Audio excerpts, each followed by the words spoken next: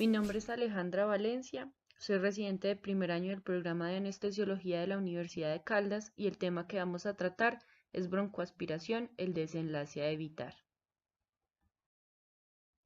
Vamos a iniciar con algunas generalidades sobre el tema para luego entrarnos en el manejo en la sala de cirugía como tal.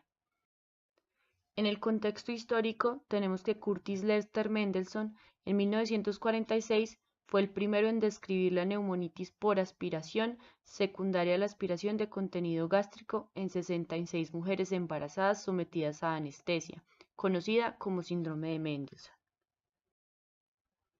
Vamos a tener que en el paciente consciente se tienen ciertos mecanismos que protegen de la broncoaspiración en condiciones normales, y que todos estos son atenuados por los medicamentos utilizados en anestesia general.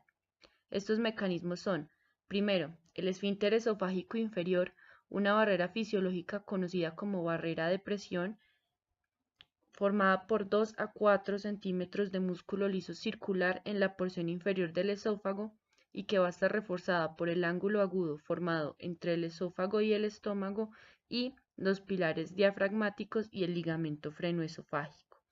Este esfínter tiene una presión de reposo de 15 a 25 milímetros de mercurio, la cual es mayor que la presión gástrica, que va a ser de 5 a 10 milímetros de mercurio, y evita el reflujo. En condiciones normales hay momentos de relajación ocasionales de este esfínter, pero una relajación prolongada o alteración en su configuración normal genera condiciones patológicas. El segundo mecanismo que vamos a tener como barrera es el esfínter esofágico superior. Va a estar dado por la combinación del músculo cricofaringio y el constrictor inferior de la faringe.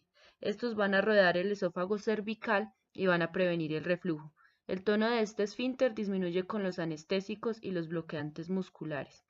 Y por último, vamos a tener los reflejos protectores, la tos, la aspiración y el laringoespasmo. Tenemos entonces que todos estos mecanismos se van a ver comprometidos por los inductores, ya sean intravenosos o inhalados. En cuanto a la definición, tenemos que la broncoaspiración es la entrada de líquido o material particulado en el árbol traqueobronquial, como consecuencia de regurgitación pasiva o emesis activa de contenido gástrico con la inducción anestésica, durante el procedimiento quirúrgico o en el periodo posoperatorio, obligando al anestesiólogo a hacer un control cuidadoso del paciente no solo antes de la inducción, sino durante todo el acto quirúrgico y el periodo de recuperación inmediata. Su importancia radica en que se presenta en 1 de cada 2000 actos anestésicos y según reportes del NAP4 tiene una incidencia de aspiración fatal de 1 en 350.000 casos. Es responsable del 50% de las muertes asociadas a anestesia y también representa el 17% de los eventos primarios reportados en anestesia, definidos como complicaciones en la vía aérea que llevan a muerte, daño cerebral, ingreso a UCI, no anticipado o necesidad de vía aérea quirúrgica de emergencia. Cuando se presenta un caso de aspiración, podemos tener 3 tipos de lesión dependiendo de las características del contenido gástrico y el volumen, teniendo que entre mayor acidez y mayor volumen el daño va a ser mayor. Los tipos de lesión son neumonitis por aspiración como resultado de aspiración ácida, es el clásico síndrome de Mendelssohn, donde el contenido gástrico es estéril y causa un daño químico directo al tejido pulmonar. Después de que se da este daño, se da una deleción de las células tipo 1, dando un aumento en la permeabilidad alveolar con infiltración y edema pulmonar. Posterior a esto se va a dar una reacción inflamatoria que va a perpetuar el daño. El segundo tipo de lesión va a ser la neumonía asociada a aspiración como consecuencia de infección secundaria. Es un proceso infeccioso por inhalación de material contaminado, se puede dar secundaria a la neumonitis y puede no ser evidente al inicio y va a generar síntomas típicos de neumonía. Y por último, vamos a tener la aspiración asociada a partículas, donde la aspiración del material particulado grande va a obstruir y va a generar una hipoxemia con atelectasia distal. Estas entidades pueden darse individualmente o sobreponerse dependiendo del caso. Teniendo ya la definición y las consecuencias que trae la broncoaspiración, vamos a hablar de valoración preoperatoria. Lo más importante a la hora de valorar el paciente es identificar los factores de riesgo inherentes a este, que van a aumentar la probabilidad de que se presente la broncoaspiración. Entre estos factores vamos a tener el estómago lleno, que se va a dar en todo paciente con ausencia de ayuno, un paciente que va a cirugía de emergencia o un paciente que tiene obstrucción intestinal. Situaciones que generen retraso en el vaciamiento gástrico, como la diabetes, la enfermedad renal crónica, un trauma reciente, el uso de opioides, el traumatismo cráneoencefálico, la cirugía gastrointestinal previa y el embarazo. Situaciones que generen incompetencia del esfínter esofágico inferior, como la enfermedad por reflujo gastroesofágico y la hernia natal, y todas las enfermedades esofágicas. Entre los factores de riesgo asociados al procedimiento vamos a tener los quirúrgicos, donde van a estar aquellas cirugías que aumenten la presión intraabdominal, como son los procedimientos laparoscópicos, y las cirugías del segmento superior gastrointestinal. También vamos a tener los factores relacionados a la anestesia. Cuando tenemos un plano superficial en el paciente, vamos a tener mayor riesgo de broncoaspiración y cuando se realiza ventilación por presión positiva. Y vamos a tener también los factores de riesgo relacionados a los dispositivos de la vía aérea, como es el uso de un dispositivo supraglótico de primera generación. Como vemos, son múltiples los factores que nos predisponen a complicaciones, por lo que es importante tener claros cuáles son e identificar el paciente de alto riesgo, así como los pacientes de bajo riesgo, pero que se someten a procedimientos de alto riesgo.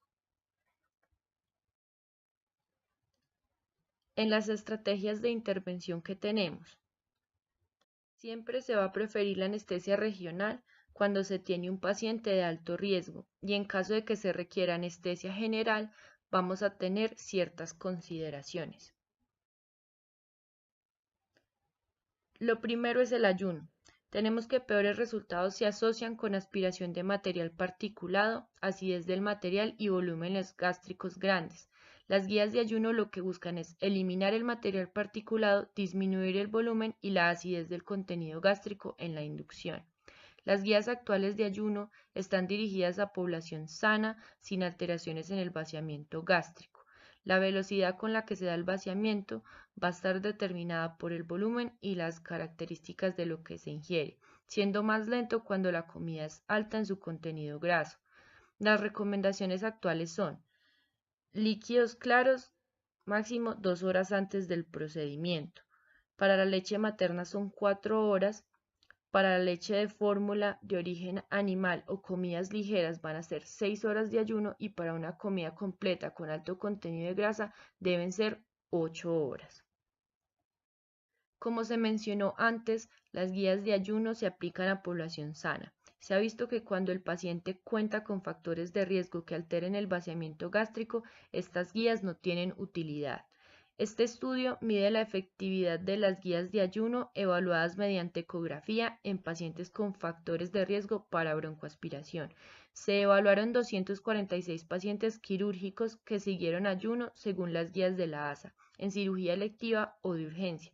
Se analizó la correlación estadística entre el factor de riesgo que presentara el paciente y el volumen gástrico. La ecografía fue realizada por anestesiólogos que ya habían alcanzado la curva necesaria de 33 ecografías para realizar el procedimiento y se aplicó una fórmula estandarizada para hacer el cálculo del volumen. Se estableció basados en la literatura que los pacientes con alto riesgo de aspiración son aquellos con un volumen gástrico mayor a 1.5 mililitros por kilogramo de peso y se obtuvo en los resultados que 69 pacientes presentaron factores de riesgo y tenían un promedio de 1.89 mililitros kilogramo de volumen gástrico a la hora de la evaluación, a pesar de haber completado un ayuno estricto. En los pacientes sin factores de riesgo, el promedio fue de 0.56 mililitros por kilogramo. Lo que nos permite concluir este estudio es que cuando nos enfrentamos a pacientes con factores de riesgo, el ayuno recomendado actual se queda corto y se debe considerar realizar una evaluación del volumen gástrico previo a la intervención quirúrgica. En cuanto a los medicamentos para reducción de volumen y pH gástricos, la ASA solo los recomienda en pacientes de alto riesgo. No se ha visto evidencia en usarlos de rutina. Entre las opciones vamos a tener los bloqueantes de la secreción ácida, ya sean anti-H2 o inhibidores de la bomba de protones, que tienen mayor efectividad cuando se administran por vía oral la noche antes del procedimiento. Entre los antiácidos podemos utilizar aquellos que no sean particulados. En los proquinéticos como la metoclopramida o la domperidona, de preferencia deben usarse media hora antes del procedimiento. Y en cuanto a los antieméticos, tenemos que no está muy clara la utilidad de estos al administrarlos de manera preoperatoria. En cuanto al manejo de la vía aérea, tenemos que la indicación es realizar una secuencia rápida de inducción en todos los pacientes que tienen riesgo de aspiración, teniendo en cuenta que si el paciente se considera una vía aérea difícil, debe hacerse una intubación despierto. Lo primero para realizar una secuencia rápida de inducción es tener el equipo preparado. Debe haberse chequeado la máquina y el monitor, debe haber una evaluación clara de la vía aérea que se va a abordar, contar con dispositivos alternativos de abordaje, se deben incluir en el equipo cánulas naso y orofaringeas, se deben tener diferentes tipos de laringoscopio, un equipo de vía aérea difícil según sea el caso que vamos a abordar, y se debe tener una succión encendida y probada debajo de la cabecera del paciente para evitar retrasos en caso de requerirla. La premedicación se realiza de acuerdo a la condición del paciente. Debe realizarse la inducción en posición Fowler con la cabecera elevada en un ángulo de 20 grados y se realiza la preoxigenación sin realizar ventilación con presión positiva. Estos son los 3 grupos de medicamentos que se utilizan en la inducción. En cuanto a los analgésicos, siendo mejor el remifentanil por la rapidez en su inicio de acción. El inductor depende de las necesidades del paciente, pero en términos generales, si el paciente se encuentra hemodinámicamente estable, la elección es el propofol, ya que cuenta con un inicio de acción más rápido que el resto de los inductores. Y en cuanto a los relajantes musculares, definitivamente la elección es la succinilcolina, siempre y cuando no se encuentren contraindicaciones en el paciente. Se ha descrito aumento de la presión intragástrica con este medicamento, pero se ha visto que no es un efecto constante y su repercusión no es relevante. Si se ha de utilizar rocuronio, debe ser en dosis altas para alcanzar condiciones de intubación adecuadas iguales a la succinilcolina. Menores dosis tardan más tiempo en actuar, lo que no las hace apropiadas para este contexto. En cuanto a las sondas nasogástricas, han sido motivo de controversia. No se cuenta con estudios randomizados, pero se pueden hacer ciertas recomendaciones al respecto y se deben tener ciertas cosas en mente. No debe retirarse una sonda previamente posicionada. Por el contrario, debe realizarse aspiración del contenido de la misma previo a la inducción. No interfieren con maniobra de la presión cricoidea, por lo tanto no deben retirarse ni modificar su posición y deben posicionarse previo a la inducción en casos seleccionados, como vamos a ver en el siguiente algoritmo. Divide las patologías en aquellas donde se da lesión esofágica y reflujo gastroesofágico y aquellas donde tenemos distensión gástrica. Lo primero es abordar el tipo y la severidad de la lesión esofágica y la dificultad de la vía aérea. Si tenemos un divertículo, vamos a evitar posicionar una sonda nasogástrica y realizamos secuencia rápida de inducción o intubación despierto según sea el caso. Si tenemos una calasia, debe hacerse posicionamiento previo a la inducción de una sonda orogástrica de ancho calibre. Se debe hacer aspiración antes de la inducción y, si los casos son muy severos, hacer una intubación despierto.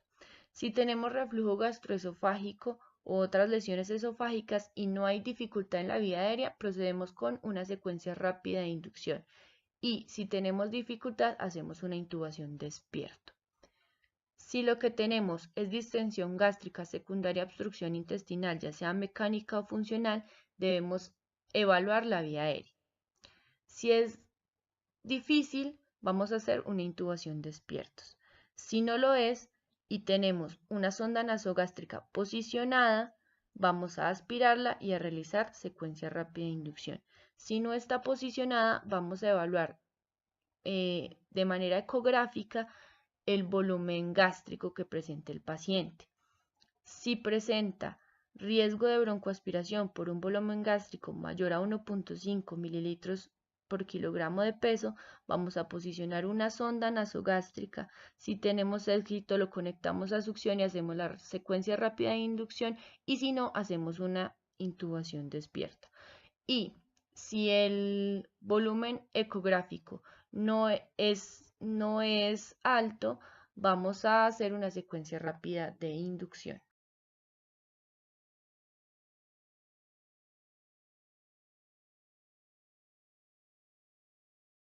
En cuanto a si se realiza o no la maniobra de presión cricoidea o CELIC, también hay mucha controversia.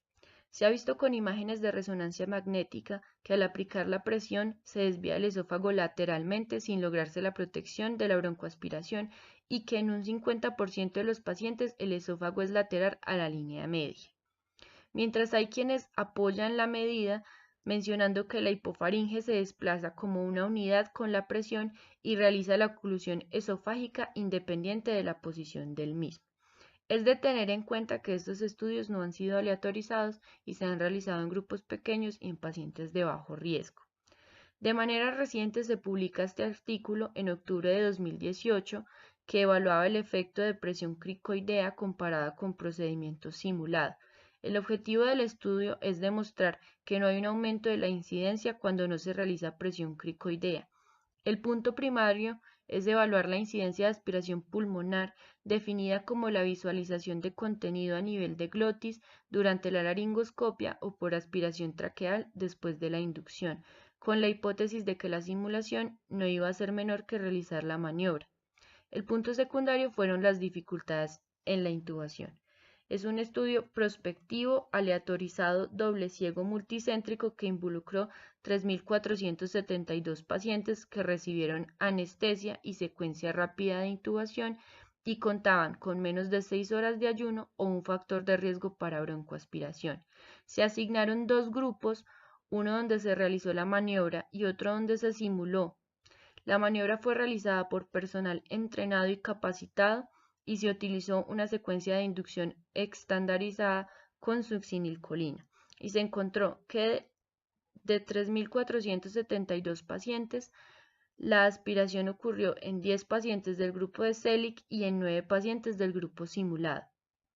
En este estudio no se logra demostrar la no inferioridad de no hacer CELIC versus hacerla, porque la incidencia de aspiración fue muy baja en ambos grupos, lo que no permitió hacer una afirmación con significancia estadística relevante, pero sí muestra que se encontraron dificultades claras para intubación en el del grupo CELIC, donde se presentaron CORMAC 3 y 4 en un 10% donde se hizo CELIC versus un 5% donde no se hizo, y donde el tiempo de intubación se prolongó con tiempos mayores a 30 segundos en un 47% del grupo CELIC versus un 40% en el grupo en el que no se hizo.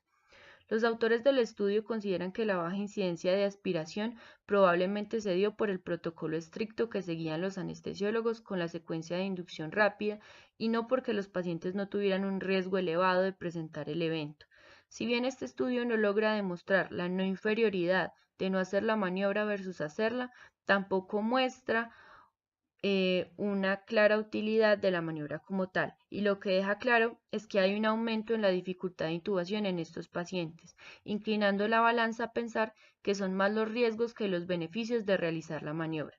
Se requieren más estudios complementarios y en la mayoría de las recomendaciones está realizar la maniobra y liberarla si se dificulta la intubación, pero es importante siempre tener en cuenta la técnica con la que se realiza y las complicaciones que se pueden derivar de ella.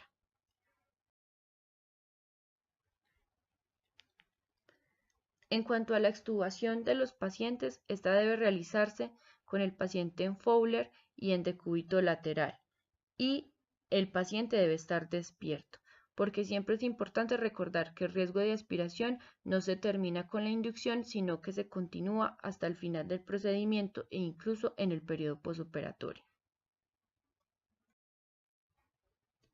Si aún realizando toda la prevención del evento, este se presenta, entonces debemos realizar el manejo de la crisis. Se debe observar, tomar decisiones, actuar y reevaluar.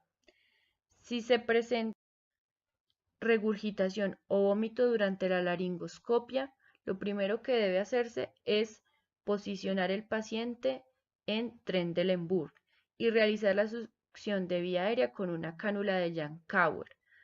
Si esta no está disponible, se usa una sonda de aspiración normal, pero no es lo ideal. Se debe administrar oxígeno al 100% y se debe profundizar el paciente para poder realizar una intubación inmediata. Tenemos que no siempre se va a evidenciar la regurgitación del material. En otras ocasiones lo que se nos va a presentar son los signos de aspiración. Estos son aparición de hipoxia súbita, presión inspiratoria aumentada, disnea, apnea o hiperventilación, broncoespasmo o laringoespasmo y anormalidades auscultatorias. Se debe hacer un diagnóstico diferencial rápido con anormalidades en la posición del tubo y se debe tener altas sospechas si se dan en el contexto de un paciente con alto riesgo de broncoaspiración. Si esta situación se nos presenta, entonces se debe inicialmente informar al cirujano la situación para evaluar la posibilidad de suspender el procedimiento quirúrgico teniendo en cuenta los riesgos y beneficios de continuar. Se deben ajustar los parámetros ventilatorios durante el momento de la crisis con un afío del 1, un PIB de 5 a 7 centímetros de agua. Se debe realizar la succión de la vía aérea con cánula de Yankauer. No está indicado el lavado alveolar inmediato porque si la aspiración fue solamente líquida se va a aumentar el daño. Se debe realizar una broncoscopia y en base a eso definir si se beneficia o no del lavado. Se debe tratar el broncoespasmo con salbutamol si se presenta. Se debe mantener normovolemia. No se deben usar antibióticos ni esteroides de rutina. Está indicado realizar rayos X de pulmón lo más pronto posible para evaluar el daño y se debe evaluar de manera constante la estabilidad del paciente. Lo más importante para estos pacientes es que según la gravedad reciban terapia respiratoria pronta en la UCI. El manejo posterior se hará dependiendo de la gravedad del paciente y se realiza un manejo de soporte según las necesidades del mismo.